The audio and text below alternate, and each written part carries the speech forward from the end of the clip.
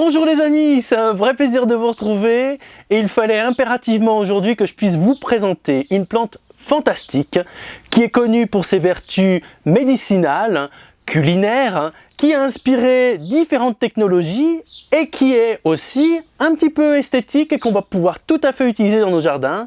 J'ai nommé évidemment la bardane commune, que l'on appelle aussi grande bardane, dont le nom scientifique est Arctium lapa.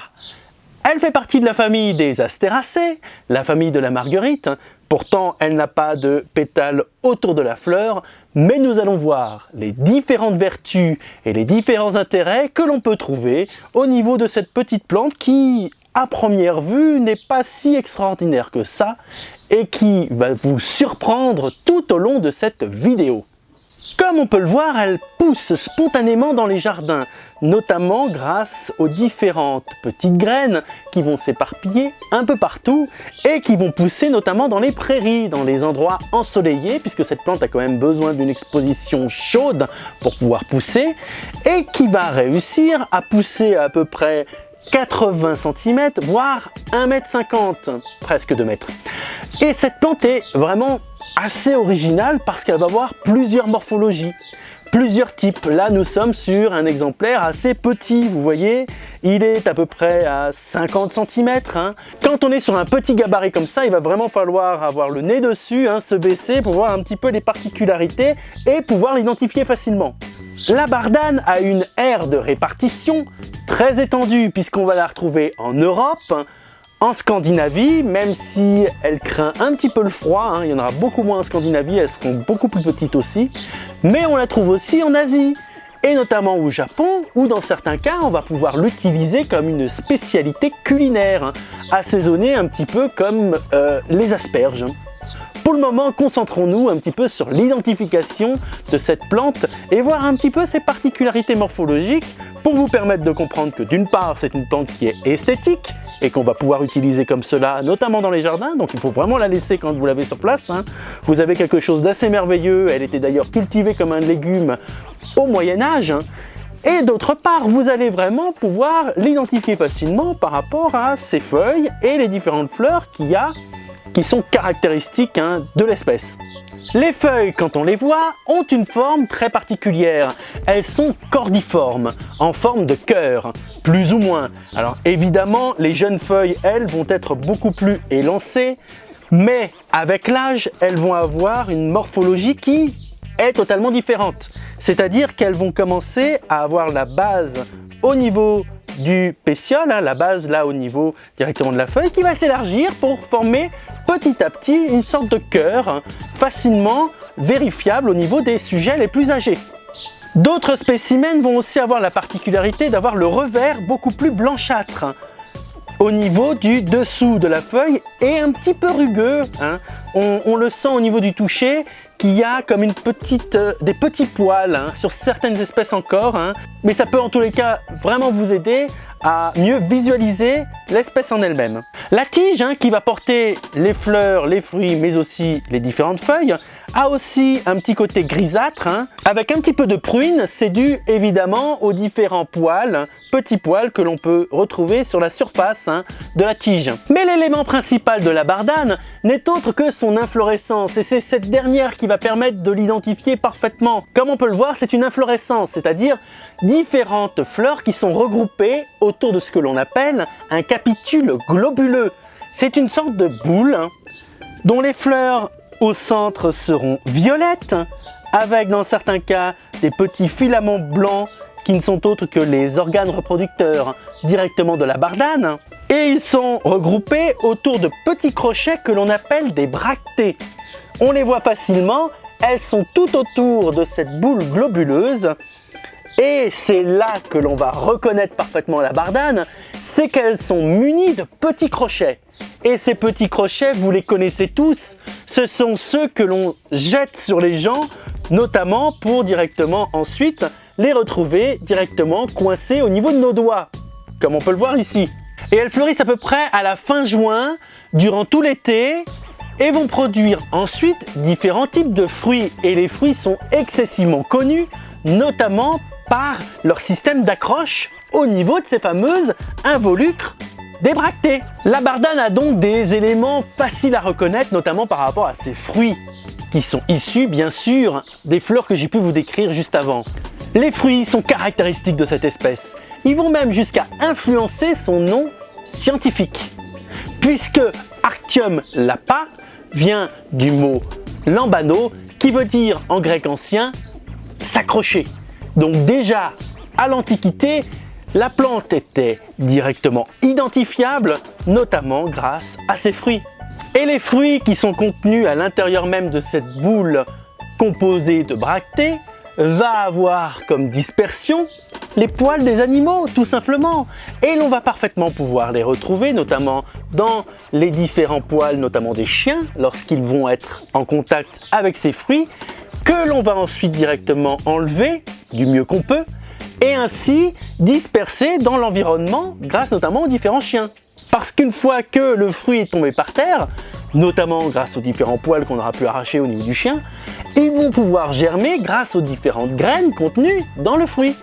Ainsi, la grande bardane va pouvoir se disperser au gré des allées et venues des différents animaux avec des poils qui auront pu aider à distribuer cette plante un peu partout dans son milieu. Et cette plante est un exemple parfait de ce que l'on peut appeler le biomimétisme technologique, puisqu'elle va inspirer notamment Georges de Mestral pour l'invention du velcro, qui veut dire velours crochet, puisque l'idée du velcro va germer dans la tête de ce Suisse après avoir fait une balade avec son chien et que ce dernier soit revenu avec des fruits de la bardane directement dans son pelage.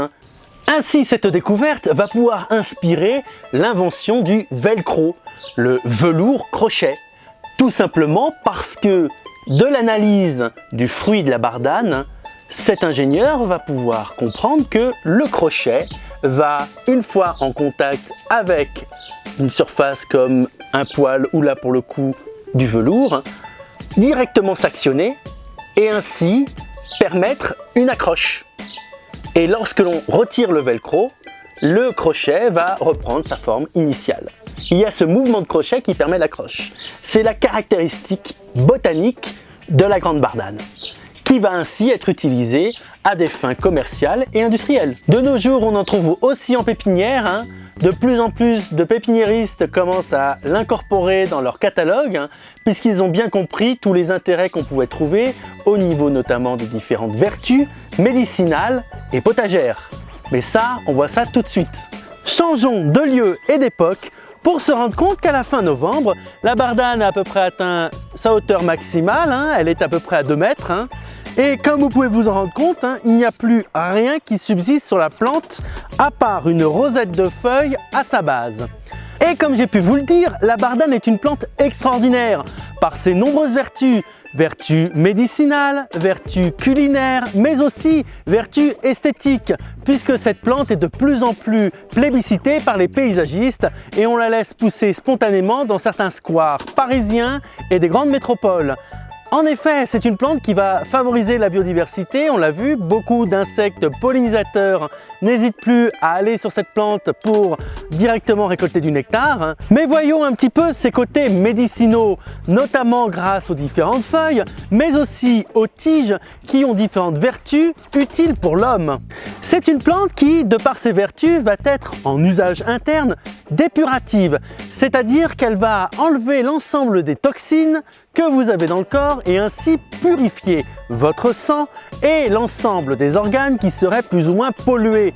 Par exemple par la cigarette, si vous êtes des grands fumeurs, la bardane peut vous aider à avoir une meilleure santé. Elle va aussi avoir de nombreux effets au niveau cutané et elle est souvent utilisée en pharmacologie, notamment sous forme de petites gélules pour lutter contre l'acné ou toute autre maladie de peau.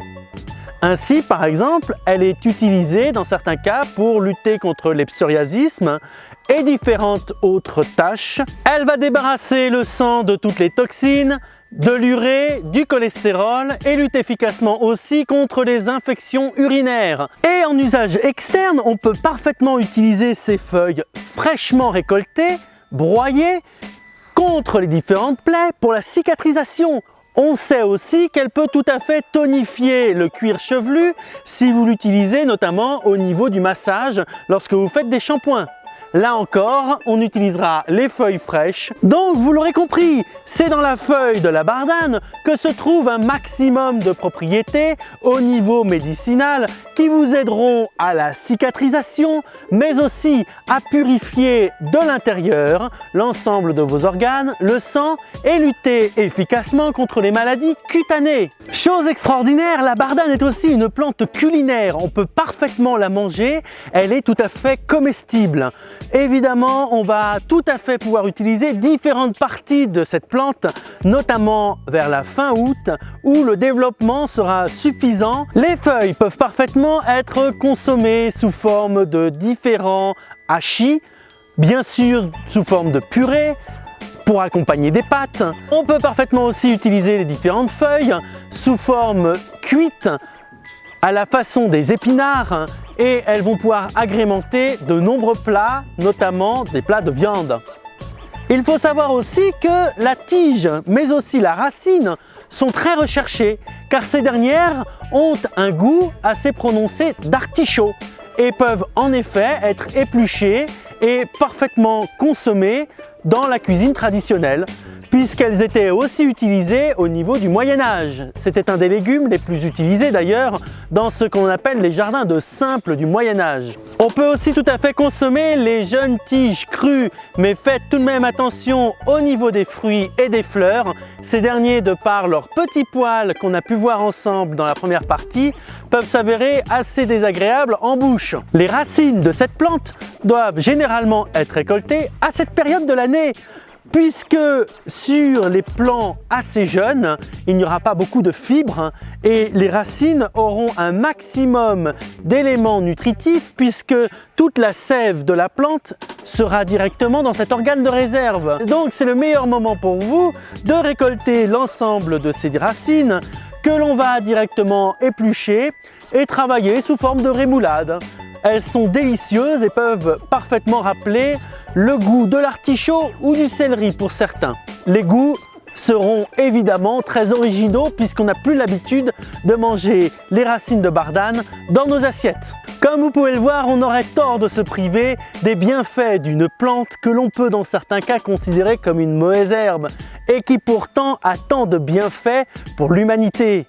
Je ne peux que vous conseiller de replanter directement chez vous ces plantes qui n'auront que des effets bénéfiques sur votre santé, votre alimentation, l'esthétique de vos jardins et évidemment l'écologie qui peut tourner autour de cette plante puisqu'elle va être pollinisée par différents insectes au niveau de ces différentes floraisons. C'est pourquoi beaucoup de paysagistes, notamment Gilles Clément, qui a conçu le parc André Citroën à Paris, sont tombés sous le charme de cette belle sauvage et l'ont directement intégrée notamment au jardin en mouvement que l'on peut tout à fait voir sur le jardin André Citroën à Paris.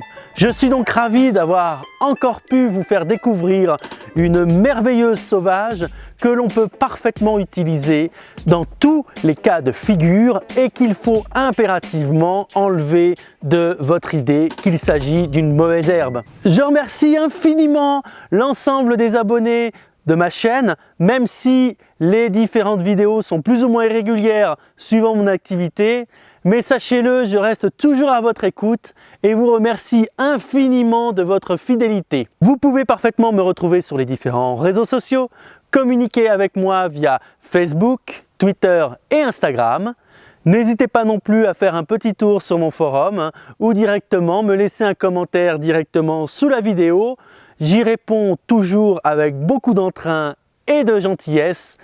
Je vous souhaite donc une merveilleuse continuation et on se retrouve très prochainement pour de nouvelles vidéos. À très bientôt les amis, au revoir!